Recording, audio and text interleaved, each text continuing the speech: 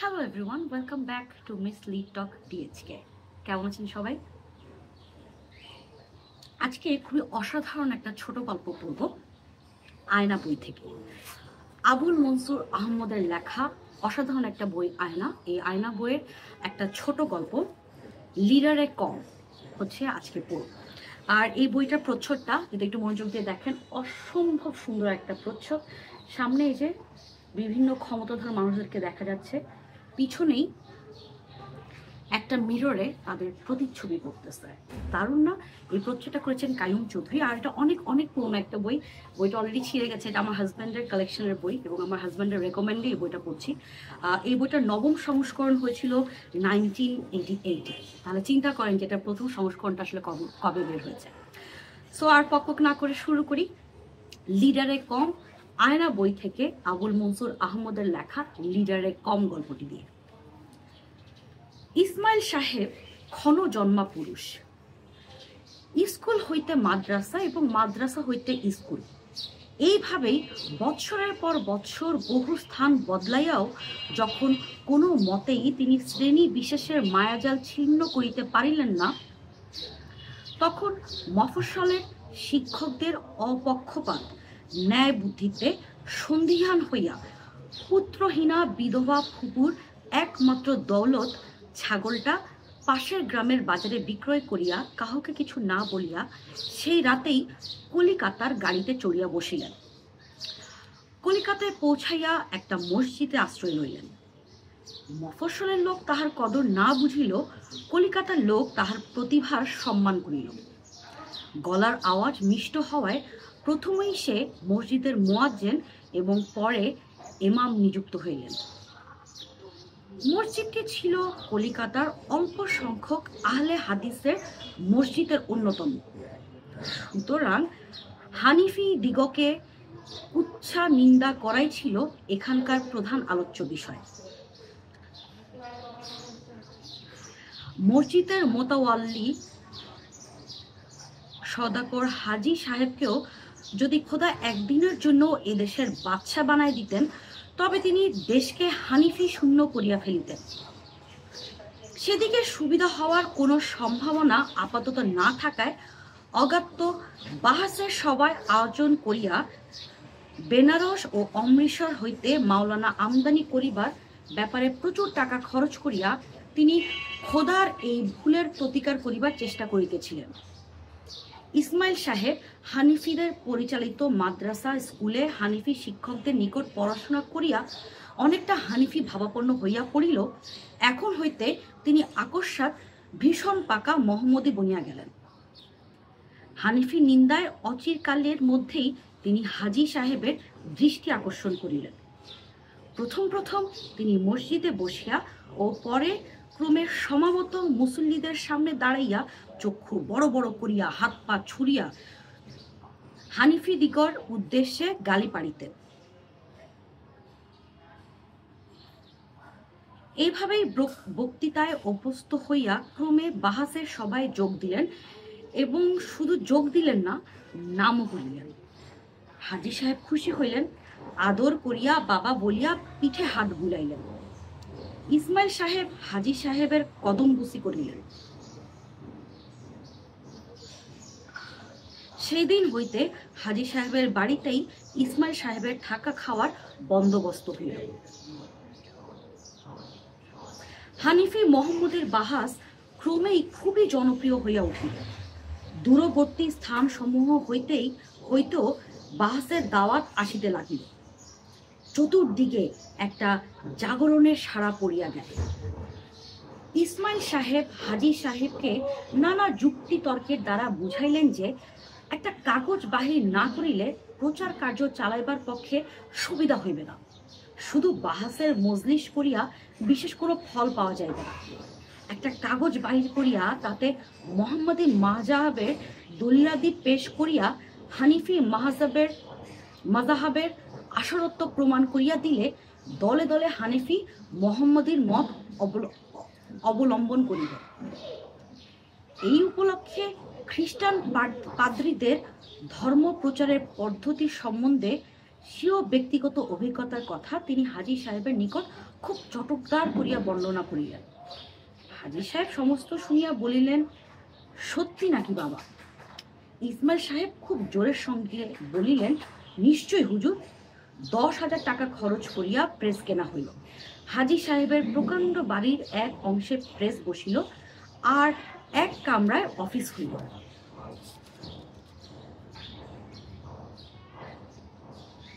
আহলে হাদিস গুর্জ নামক কাগজ বাইর হইল। ইসমাইল সাহেবের সম্পাদক হইলেন। তিনি নিজের সম্প্রদায়ের কল্যাণের জন্য বিনা বেতনেই এই দায়িত্ব গ্রহণ করিলেন। হাজী সাহেব বলিলেন, ইসমাইল মিয়া একটা মানুষ, খোদা একদিন তার এই ত্যাগের বদলা দিবেন।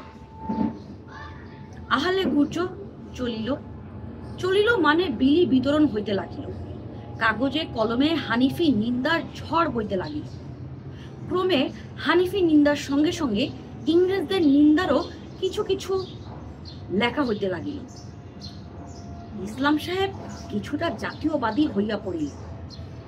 হাজী সাহেব শুনিতে পারিয়া একদিন বলিলেন, বাবা ইসমাইল, হানিফিদের সঙ্গে আমাদের লড়াই, ইংরেজদের সাথে তো আমাদের কোনো দুশ্মনী নাই।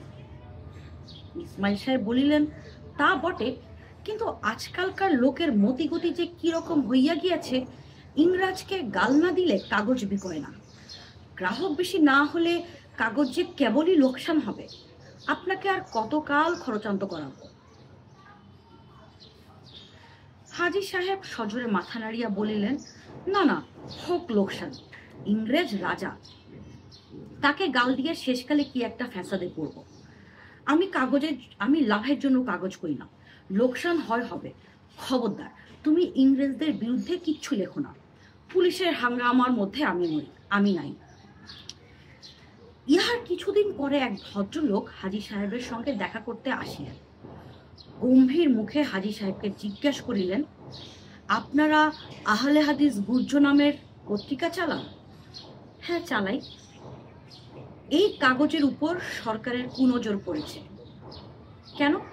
আমরা তো কাগজে ইংরেজদের বিরুদ্ধে কোনো কথা বলি না। তা না থাক, সরকারের আরো গুরুতর সন্দেহ হয়েছে।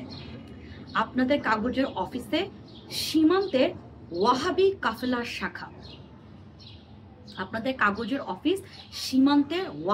কাফেলার শাখা।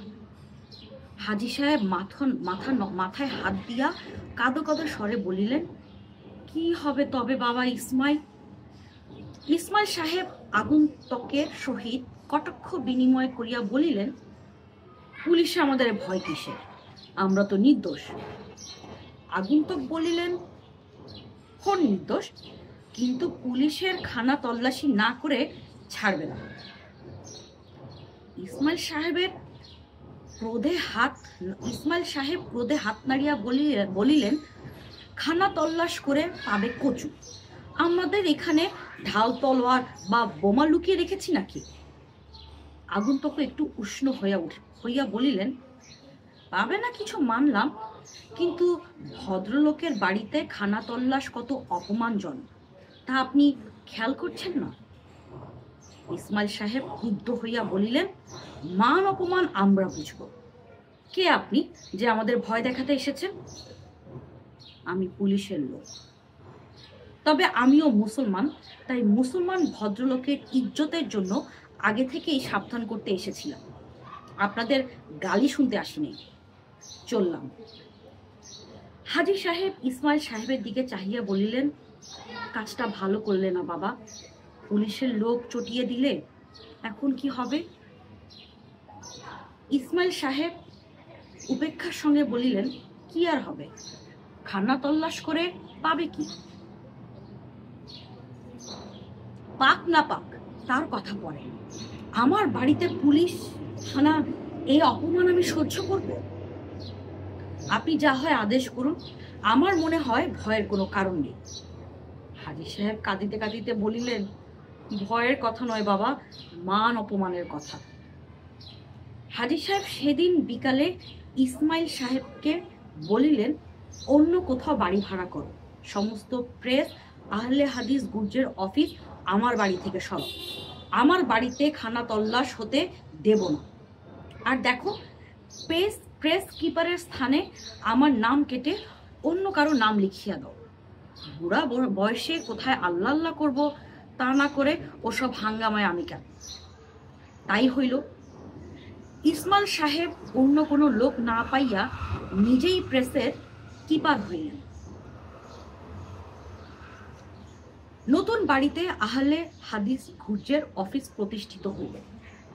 ইসমাইল সাহেব সম্পাদকের স্থলে নিজের নামের পরিবর্তে স্বীয় নিতান্ত অনুগত শ্যালক কেরানির নাম ছাপাইলেন এবং কাগজের প্রথম পৃষ্ঠার শীর্ষাদেশে বড় বড় অক্ষরে ছাপা হইল মাওলানা মোহাম্মদ ইসমাইল সাহেব প্রতিষ্ঠিত।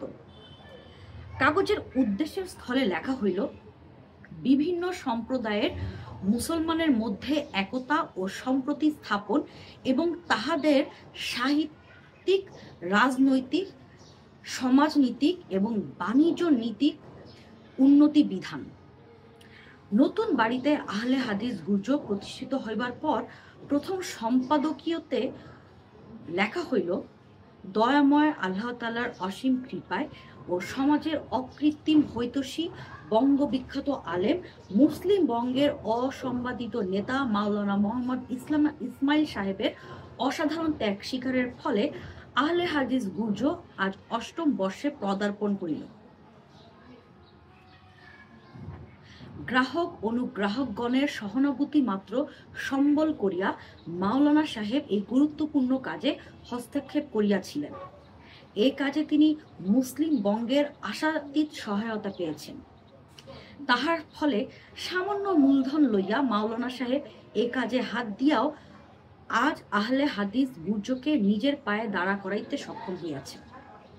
মাওলানা সাহেবের বাড়ির অবস্থান সচ্ছল না হইলেও তিনি এ যাবৎ কাগজের তহবিল হইতে এক কপদর্ক গ্রহণ করেন নাই, বরং সংসার হইতে আহলে হাদিস গুর্জকে সাহায্য করিতে গিয়া তিনি ঋণগ্রস্ত হইয়া পড়িয়াছেন। ইহার জন্য মাওলানা সাহেবের বিন্দু মাত্র দুঃখিত নহেন।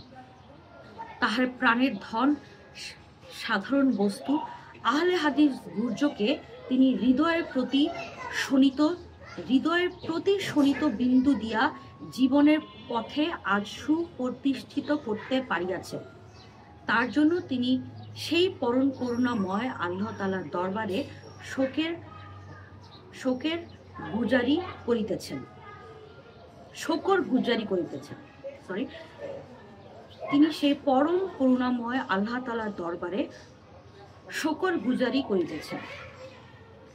এই ধরনের অনন্য কথার পর লেখা হইল, মাওলানা সাহেবের কেবল মাত্র আহলে হাদিস সম্প্রদায়ের কল্যাণের জন্যই প্রথম গুর্জের প্রতিষ্ঠা করেন, কিন্তু যাহার কর্মশক্তির নিয়ামত খোদা তাআলা সমস্ত মুসলিম বঙ্গের ভাগ্য বলিয়া বিধান করিয়া দিয়াছেন, তাহার সেই অসাধারণ কর্মশক্তি সংকীর্ণ সাম্প্রদায়িক গণ্ডিতে সীমাবদ্ধ থাকিবে কেন?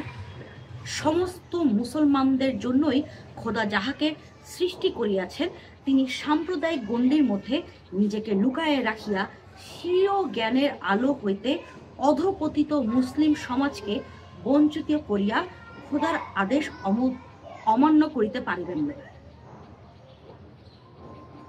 সমস্ত বাংলার মুসলিম সম্প্রদায়ের অধপতিত অবস্থা দর্শন করিয়া মাওলানা সাহেবের উদার প্রাণ হাহাকার করিয়া উঠিয়াছে। তিনি সম্প্রদায় নির্বিশেষে সমস্ত মুসলমান কল্যাণ সাধনের জন্য ইহতেকাফে বসিয়াছেন। কি উপায় অবলম্বন করিলে মুসলিম বঙ্গের সার্বজনীন কল্যাণ সাধন করা যায়, কি কর্মপন্থা দ্বারা খোদার প্রেম ইসলামকে দেশের মধ্যে সুপ্রতিষ্ঠিত করা যায়, গত 2 সপ্তাহ যাবৎ তিনি তার জন্য কঠোর ধ্যানে মগ্ন হইয়াছেন। শীঘ্রই গুর্জের মারফত তার ফলাফল সাধারণ্যে ঘোষণা করা হইবে। মুসলিম বঙ্গ প্রস্তুত হও। অধপতিত গুর্জের ভবিষ্যৎ অসাম্প্রদায়িক নীতির কথা বর্ণনা করিয়া এইভাবে প্রবন্ধের উপসংহার করা হইল। ইসলাম ও মুসলিম বঙ্গের বৃহত্তর কল্যাণের জন্য আমাদের ধর্মীয় ও রাজনৈতিক গুরু মাওলানা সাহেব বিষান্তরে মনোনিবেশ করায় গুর্জ পরিচালনার গুরু দায়িত্ব আমাদের মতো দুর্বল ও অযোগ্য স্কন্ধে ন্যস্ত হইয়াছে। গুর্জ পরিচালনে মাওলানা সাহেবের জ্ঞানালোকে অনুপ্রেরণায় ও উপদেশই আমাদের পথ নির্দেশ করিবে বটে, তথাপি সমাজের হৈতৈষী ব্যক্তিগণের ও জনসাধারণের আন্তরিক সহযোগিতাও কামনা করিয়া আমরা আজিকার এই জয়যাত্রা আরম্ভ করিলাম।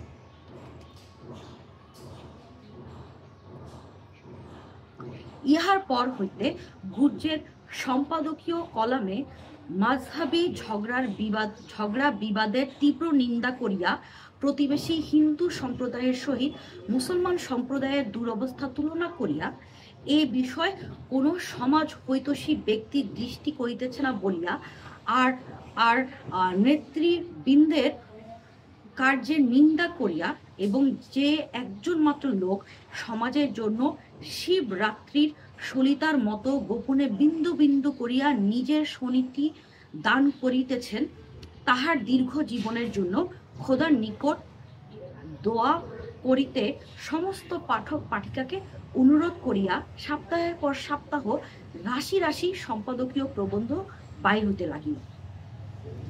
বলা বাহুল্য, ইসমাইল সাহেব নিজ হাতে এসব সম্পাদকীয় লিখিতেন এবং ধ্যান এহতেকাফ যা করিয়া সশরীরে গুর্জ কার্যালয়ে অবস্থান করিয়াই সব করিতেন। গুর্জের লেখা জনসাধারণের অধিকাংশের হৃদয় জয় করিল।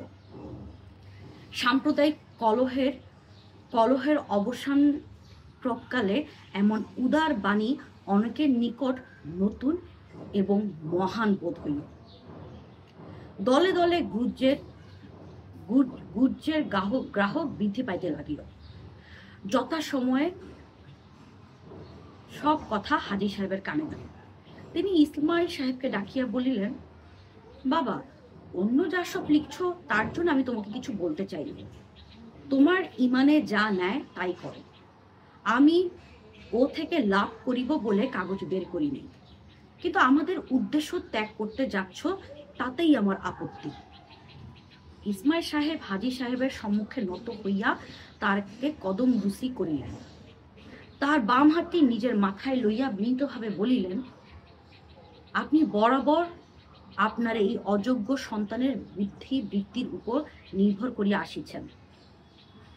করে আসছেন। আশা করি সে বিশ্বাস আপনার এখনো টলে নাই। আপনি পিতৃতুল্য, আপনার কাছে গোপনীয় কিছুই নাই। আহলে হাদিস মত প্রচার করিতে গিয়া আমি বাজারের মামুলি পন্থা অবলম্বন করিতে চাইনি।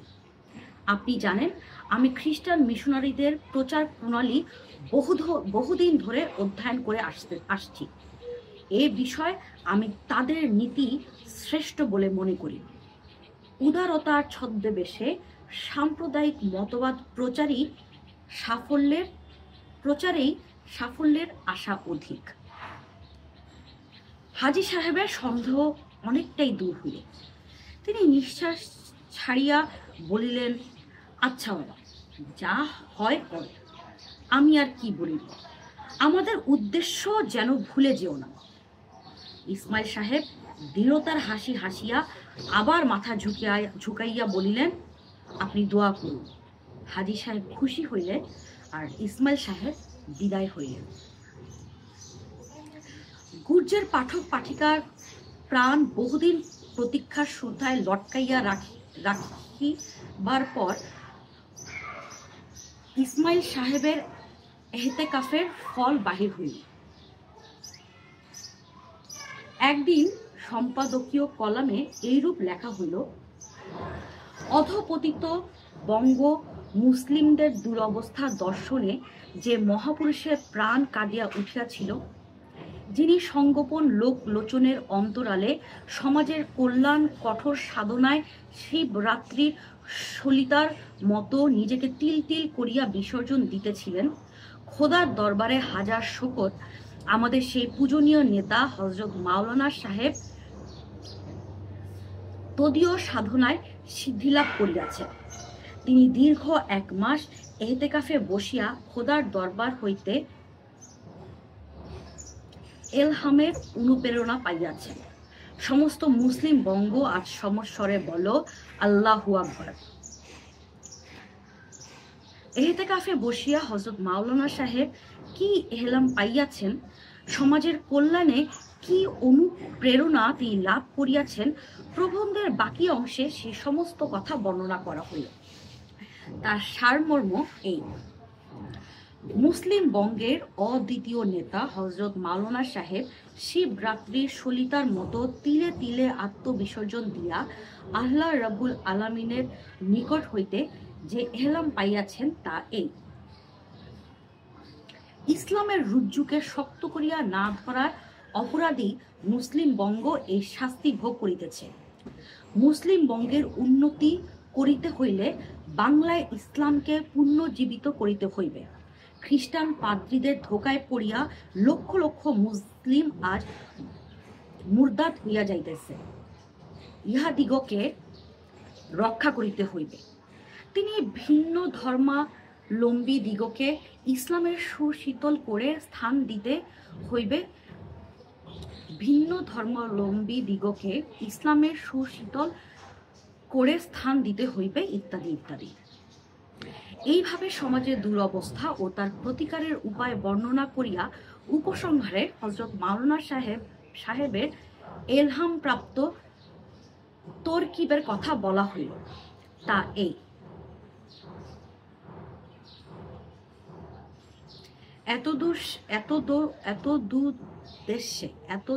এত দুদেশে, হ্যাঁ বইটা অনেক পুরনো, কিছু উচ্চারণে আমার একটু ঝামেলা হয়ে যাচ্ছে। এত দুদেশে হযরত মাওলানা সাহেব আঞ্জুমান তাবলিগুল ইসলাম নামক একটি আঞ্জুমান কায়েম করিয়াছেন। আপাতত কলিকাতার কতিপয় উৎসাহী এবং দেশ বিখ্যাত আলেমকে সদস্য করিয়া এই আঞ্জুমান গঠিত হইয়াছে।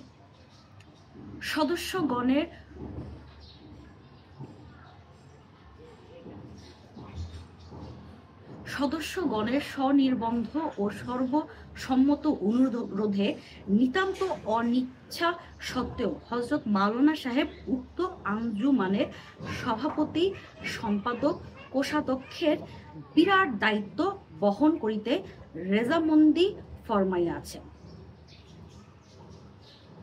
দীর্ঘকাল সমাজের খেদমতে রাত দিন অবিশ্রান্ত হাড় ভাঙ্গা খাটুনিতে হযরত মাওলানা সাহেবের স্বাস্থ্যভঙ্গ হইবার উপক্রম হইয়াছে।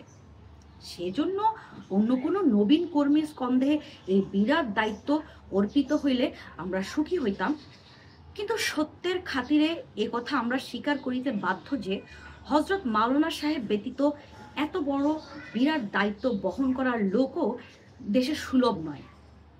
কাজেই হযরত মাওলানা সাহেবের স্বাস্থ্য সম্বন্ধে দুশ্চিন্তাগ্রস্ত হওয়া সত্ত্বেও আমরা এই নির্বাচনে আঞ্জুমানের সদস্যগণের দূরদৃষ্টির প্রশংসা না করিয়া থাকিতে পারিতেছি না। অতঃপর কি প্রণালীতে বিভিন্ন জেলায় এই আঞ্জুমানের শাখা প্রতিষ্ঠিত হইবে, প্রবন্ধের বাকি অংশে তাহা বর্ণনা করা হইল। কমিশন, রাস্তা খরচ ও ভাতা বাদে প্রচারককে 30 টাকা করিয়া বেতন ধার্য করিয়া আপাতত কমপক্ষে প্রচারক পাঠাইতে কিভাবে অন্তত 50,000 টাকা দরকার, প্রবন্ধে তারও নির্ভুল হিসাব প্রদর্শিত হইল। 3 কোটি মুসলমান অধ্যুষিত বাংলায় ইসলামের খেদমতের জন্য 50,000 টাকা যে কিছুই না, খুবই উদারময়ী ভাষায় তা বলিয়া প্রবন্ধের উপসংহার করা হইল এবং বারান্তরে এই বিষয়ে আরো বলা হইবে বলিয়া পাঠকগণকে আশ্বাস দেওয়া হইল। দেশময় হইচই পড়িয়া গেল। কমিশন, রাস্তা খরচ ও ভাতা বাদে 30 টাকা মাহিনার সম্ভাবনায় দেশের মাদ্রাসা পাস মৌলবী সাহেবদের মধ্যে একটা চাঞ্চল্য পড়িয়া গেল। বেকার গ্র্যাজুয়েট মৌলবী না হওয়ার জন্য অদৃষ্টকে ধিক্কার দিল এবং প্রচারকের যোগ্যতা অর্জনের উদ্দেশ্যে ইসলামের সৌন্দর্যে ওয়াকিফাল হইবার জন্য আহমদিয়াদের প্রকাশিত ইংরেজি গ্রন্থাবলী সংগ্রহ করিয়া গভীর মনোযোগে অধ্যয়ন করিতে লাগিলেন। গুর্জ অফিসের চাঁদার মানি অর্ডার এবং প্রচারক পদপ্রার্থীদের দরখাস্তের বন্যা বহি প্রবাহিত হইল। গুর্জের সম্পাদকীয় কলামে সপ্তাহের পর সপ্তাহ ভাষার বোমাবাজি হইতে লাগিল। হজরত মাওলানা সাহেবের প্রশংসা সূচক কবিতা ছাপা হইতে লাগিল।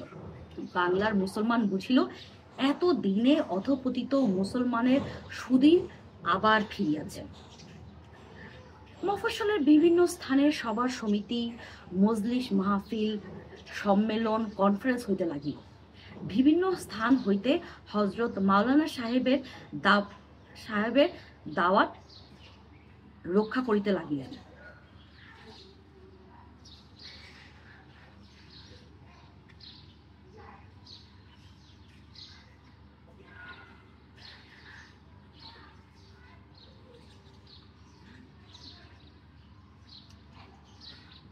বিভিন্ন স্থান হইতে হজরত মাওলানা সাহেবের দাওয়াত তিনি রক্ষা করিতে লাগিলেন।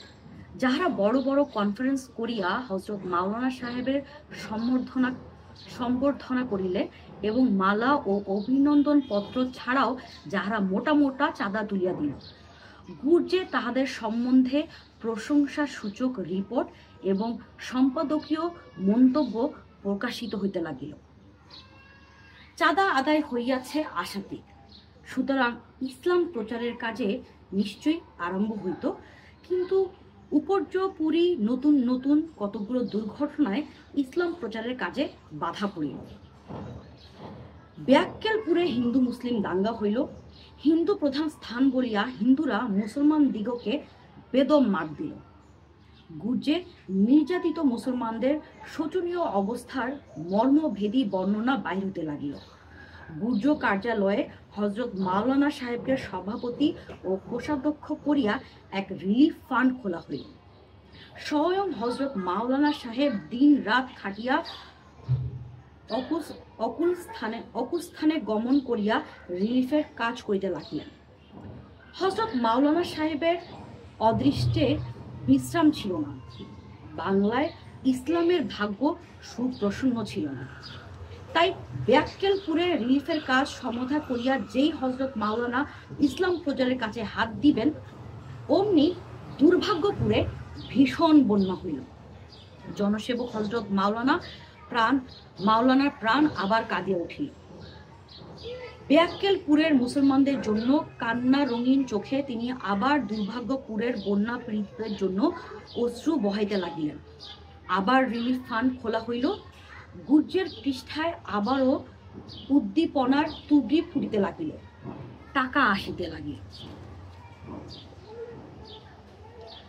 রিলিফ চলিতে লাগিল। সত্যিকার কর্মীদের জীবনে বিশ্রাম নাই, তাহাদের নিঃশ্বাস ফেলিবারও অবকাশ নাই। তাই দুর্ভাগ্যপুরের রিলিফ কার্য শেষ হইবার পূর্বেই দেশে খেলাফত আন্দোলনের বন্যায় ভাসিয়া গেল। শেষ হবার পূর্বেই দেশ খেলাফতের আন্দোলনের বন্যায় ভাসিয়া গেল। হজরত মাওলানা মুসলিম বঙ্গের সংকীর্ণ স্বার্থের জন্য বিশ্ব মুসলিমদের বিরাট স্বার্থ বিসর্জন দিতে পারিলেন না। তিনি খেলাফতের নেতৃত্ব গ্রহণ করিলেন। দেশ তাহার বক্তৃতায় মাতিয়া উঠিল।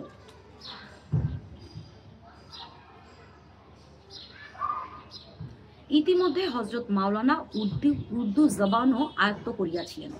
সুতরাং বাংলার বাহিরেও তিনি উর্দুতেও বক্তৃতা দিয়া বেড়াইতে লাগিলেন। গুর্জের সম্পাদকীয় কলামে তাহাকে বঙ্গগৌরব বলিয়া অভিনন্দিত করা হইল।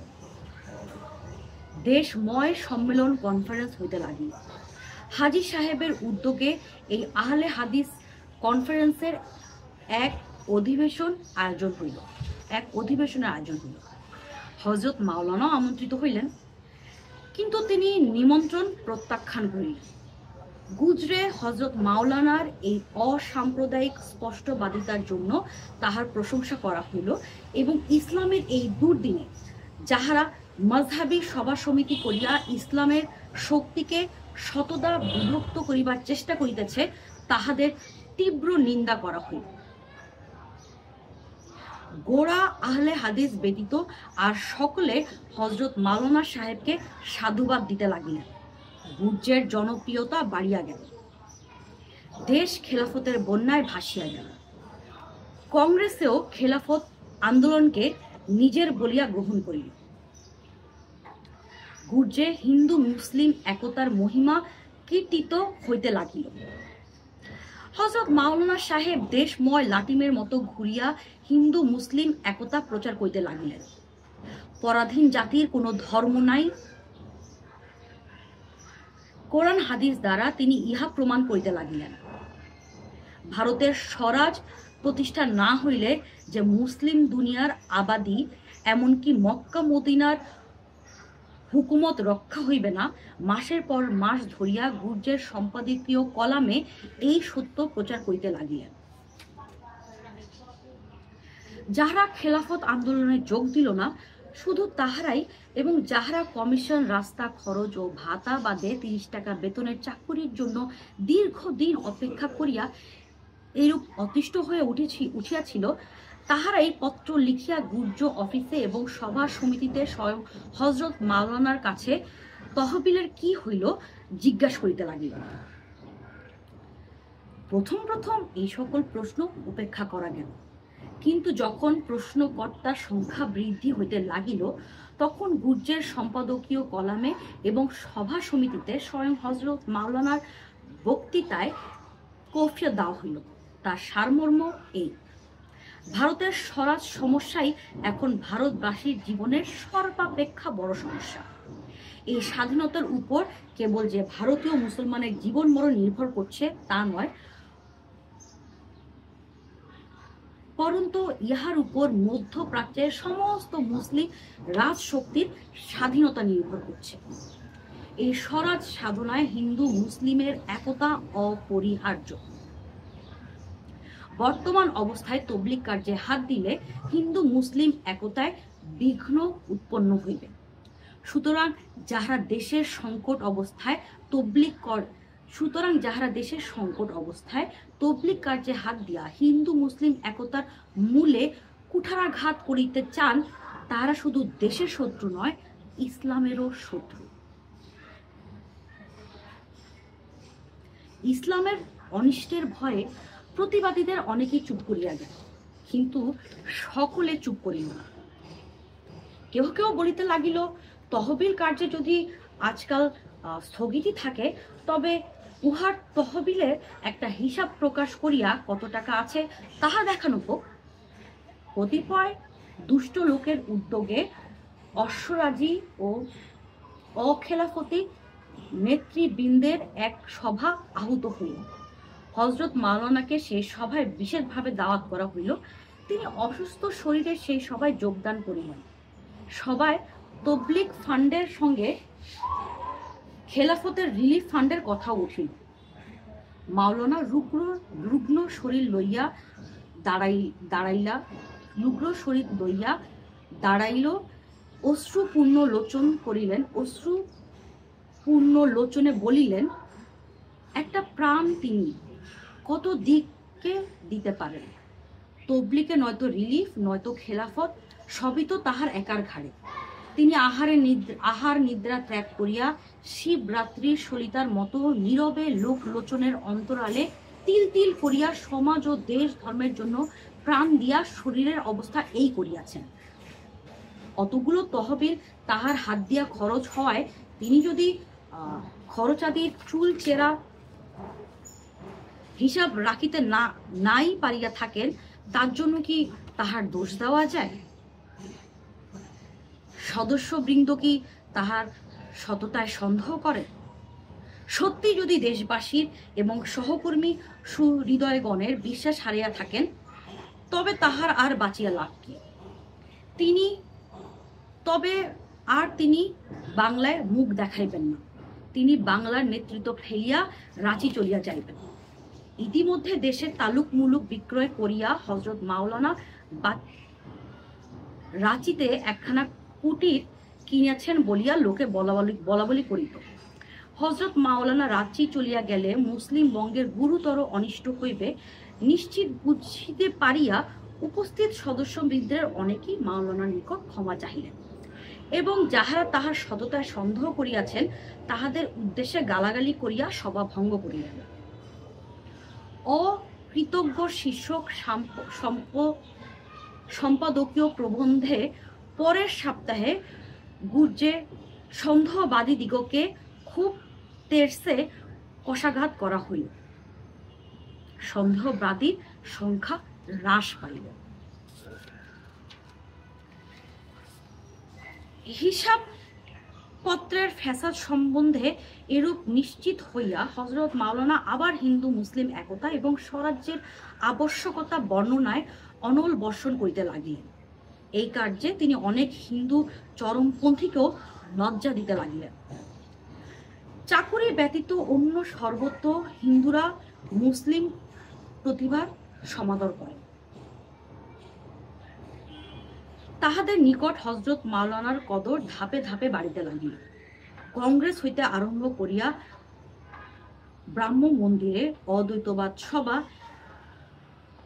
থিওসফিক্যাল সোসাইটি, তারকেশ্বর সত্যগ্রাহ সভা ইত্যাদি সকল সভা সমিতিতেই মাওলানা সাহেবের নাম সভাপতি রূপে বিজ্ঞাপিত হইতে লাগিল। হিন্দু বক্তা ও শ্রোতা সবাই স্বীকার করিলেন যে মুসলমানদের মধ্যে এত ভালো বাংলা বক্তা আছেন। ভালো বাংলা বক্তা আছেন। হজরত মাওলানা সাহেবের বক্তৃতা শুনিবার আগে এই কথা তাহারা বিশ্বাসই করিতেন না। গুর্জে অনেক হিন্দু গ্রাহক হইয়া গেল। এতদিন হজরত মাওলানা কেবল তবলিগ, আঞ্জুমান ও খেলাফত নেতা ছিলেন। হিন্দুদের কদর দানিতে এইবার তিনি কংগ্রেসেরও অন্যতম প্রধান নেতায় উন্নতি হইলেন। বাংলার মুসলমানদের মুখ উজ্জ্বল হইল।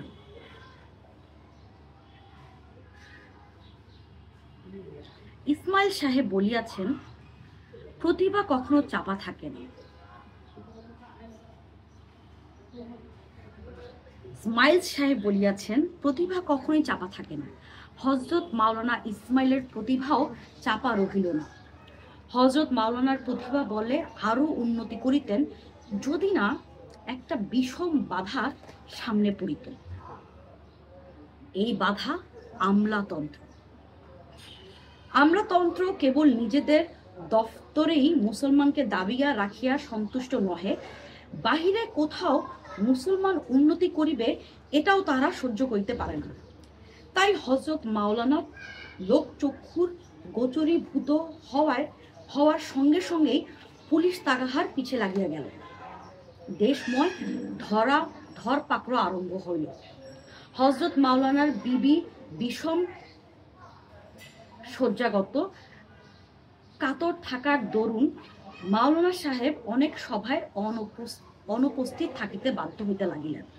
কিন্তু আমলাতন্ত্র হিংসু, তাই তাহাদের পুলিশ হজরত মাওলানার গ্রেফতারি পরোয়ানা লইয়া তাহার বাড়িতে উপস্থিত হইল। নির্জন বাড়িতে কাপুরুষের মতো ধরা দিতে হজরত মাওলানা অপমান বোধ করিলেন এবং গ্রেফতারের সময় দেশবাসীকে অভয়বাণী দিয়া যাওয়া কর্তব্য বিবেচনা করিলেন। তাই তিনি পশ্চাৎদ্বার দিয়া এক পার্কে উপস্থিত হইয়া বক্তৃতা শুরু করিলেন। হজরত মাওলানাকে প্রায় সবাই চিনিত। লোকের ভিড় হইল। পুলিশ সংবাদ সংগ্রহ করিয়া সেখানে পৌঁছাইতে পার্ক জনাকীর্ণ হইয়া গেল। তুমুল বন্দে মাতরম আল্লাহু আকবার ধ্বনির মধ্যে হজরত মাওলানা গ্রেফতার হইলেন, কিন্তু মরণাপন্ন বিবি সাহেবের শুশ্রূষার জন্য জামিনে খালাস হইতে বাধ্য হইলেন। গুর্জে অশনি সম্পাদ শীর্ষক সম্পাদকীয় প্রবন্ধ বাহির হইলেন। বাংলায় যে নেতাশূন্য হইল প্রবন্ধের গোড়ার দিকে, সেজন্য দেশের ভবিষ্যৎ সম্পর্কে সম্বন্ধে গভীর দুশ্চিন্তা প্রকাশ করা হইল। হযরত মাওলানার গ্রেফতারে স্বরাজ আন্দোলনের প্রয়োজনীয়তা যে দ্বিগুণ বাড়িয়া গেল প্রবন্ধের মধ্যভাগে তা বলা হইল, এবং দেশবাসীর প্রাণ পুত্তলি অদ্বিতীয় নেতা যে কারা প্রাচীরের অন্তরাল হইতেও তাহার আধ্যাত্মিক শক্তি বলে দেশবাসীর অন্তরে অনুপ্রেরণা যোগাইবেন, প্রবন্ধের উপসংহারে সে আশাও প্রকাশ করা হইল।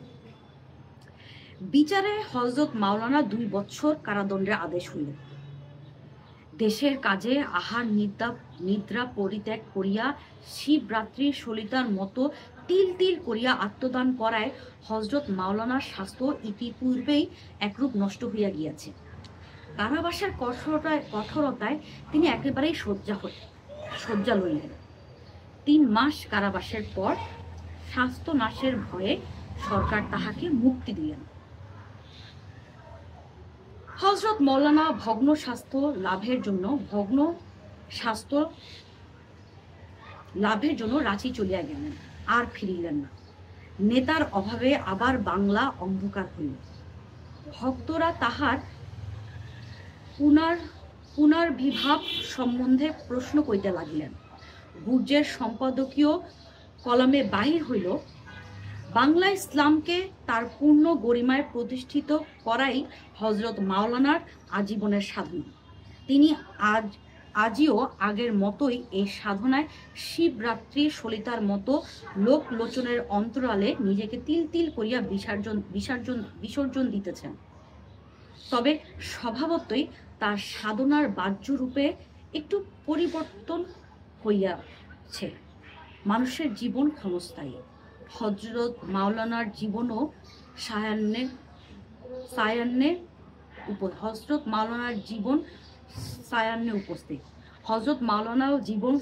উপস্থিত। এই সময় তিনি যদি দেশবাসীর মঙ্গলের জন্য একটা স্থায়ী দান রাখিয়া না যায়, তবে হযরত মাওলানার অবর্তমানের মুসলিম বাংলা চিরতরে অন্ধকারে নিমজ্জিত হইবে। অথচ রাজনৈতিক হইচইয়ের মধ্যে সে আত্মিক সাধনা সম্ভব নহে। তাই তিনি সহকর্মীদের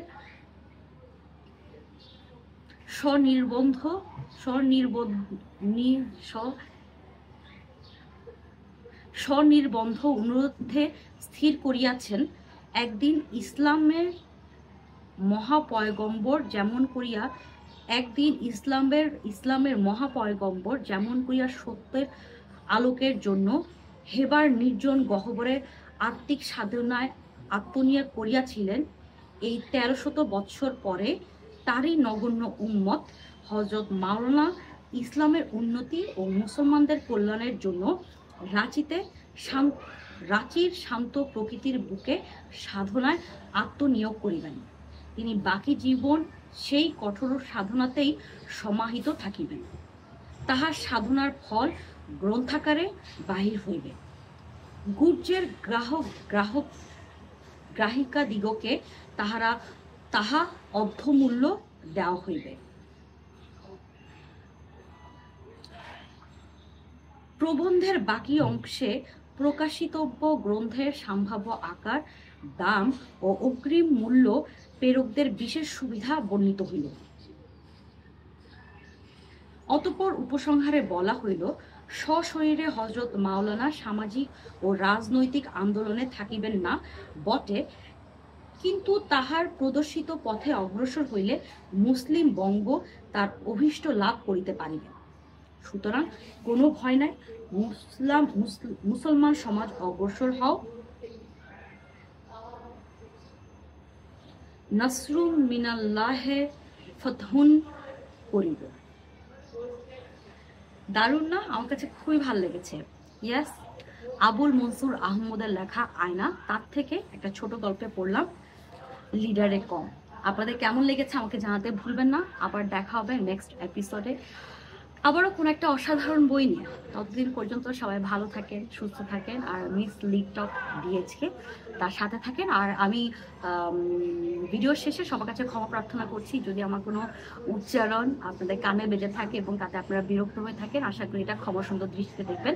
আমি সবসময় বলি আমি আসলে জিনিসটাকে রয় রাখতে পছন্দ করি, যে একজন খুবই সাধারণ মানুষ সারাদিন অফিস টফিস সংসার টংসার করার পর হয়তো একটু দিন দুনিয়ার সম্পর্কে, পৃথিবী সম্পর্কে একটু জানতে চাচ্ছে, এই পৃথিবীর নানা ধরনের চিন্তা মতবাদ নিয়ে ভাবতে চাচ্ছে। সো ওরকম করেই পড়া আসলে। সবাই ভালো থাকবেন। Thank you.